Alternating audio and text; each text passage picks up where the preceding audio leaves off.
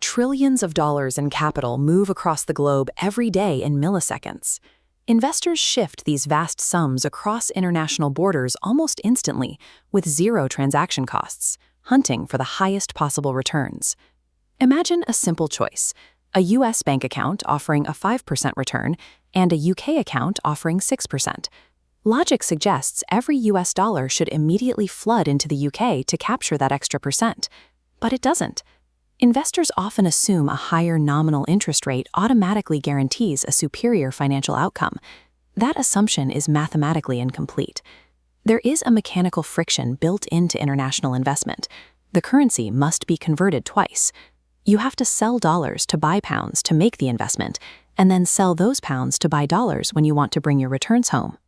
To understand why a 6% yield in London doesn't drain New York of its capital, we have to construct what economists call the interest parity condition. Analyzing cross-border nominal yields in isolation is a flawed strategy because it completely ignores the mechanics of short-run exchange rates. Let's set up a strictly controlled financial thought experiment. We have a starting principal of 10,000 US dollars and a one-year time horizon. The domestic path is straightforward. Leaving that $10,000 in the US account at 5% yields a guaranteed $10,500. The foreign investment path requires an extra step. You cannot deposit dollars directly into a pound sterling account. The capital must cross an exchange rate gateway. For this initial transaction, let's establish the current baseline exchange rate at exactly $1.50 per 1 British pound. Dividing our $10,000 by that 1.50 exchange rate gives us a starting foreign balance of £6,667. Now we apply the UK's 6% interest rate to this newly converted pound sterling principal over the same one-year timeframe. This brings the foreign account's final year-end balance to £7,067. The UK account has successfully generated a mathematically higher raw numerical balance compared to the domestic path. However, this higher numerical value remains entirely theoretical wealth. You reside in the US, you need dollars to buy groceries and pay rent. The true value is locked until you attempt to spend it back in your home country. The crucial missing variable that dictates the actual return is the expected future exchange rate at the end of that year. Consider scenario A, a hypothetical future where the US dollar strengthens against the pound over the course of the year, shifting the exchange rate to $1.25 per pound. Converting your £7,067 back at this new rate yields only $8,833. Compared to the safe $10,500 domestic return, you have taken a severe loss. The higher foreign interest rate was wiped out by unhedged currency risk. Now look at scenario B. In an alternate future where the US dollar weakens significantly, the rate shifts to $1.75 per pound.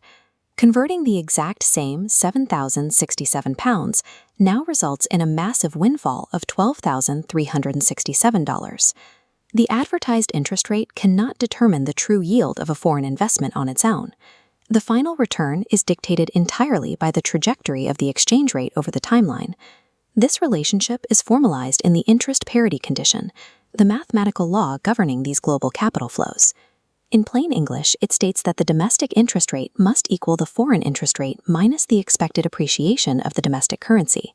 If domestic rates are lower, market equilibrium is only maintained if investors expect the foreign currency to appreciate enough to compensate for the lower yield. If this mathematical equation does not balance, an arbitrage condition exists. This means there is a risk-free profit opportunity sitting open in the market.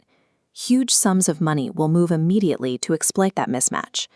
The sheer volume of transactions self-corrects the market, forcing the exchange rate into equilibrium almost instantly. This chart outlines the short-run determinants of exchange rates. Looking at the domestic interest rate row, an increase generally causes the currency to appreciate.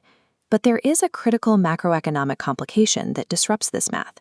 Not all domestic interest rate hikes strengthen a currency. We have to apply the logic of the Fisher equation.